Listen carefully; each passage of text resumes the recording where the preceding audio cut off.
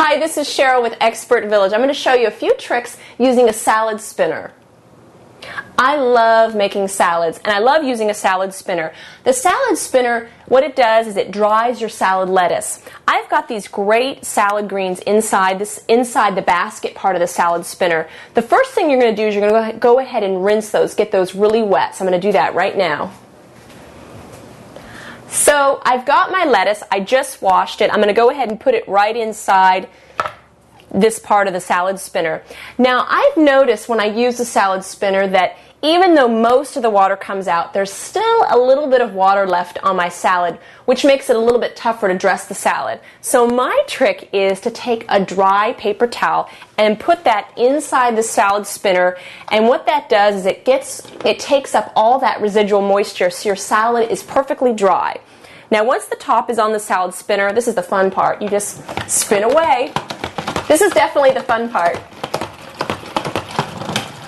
And then you just wait till that stops spinning. There's a couple different ones on the market. There's a couple I've seen that has a string you can pull. Those work great. But I find that this is the easiest one to work with.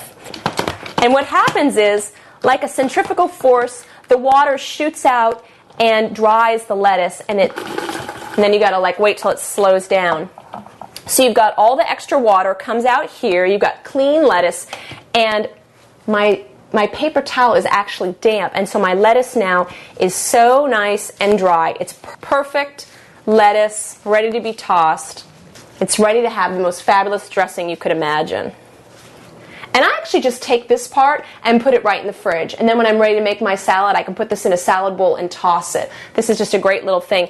And another trick you can do is you can take this paper towel that was inside the spinner and lay it on top of the salad greens. And then that'll keep it really fresh in the fridge. And we'll just go ahead and put that in the fridge till we're ready to have our salad.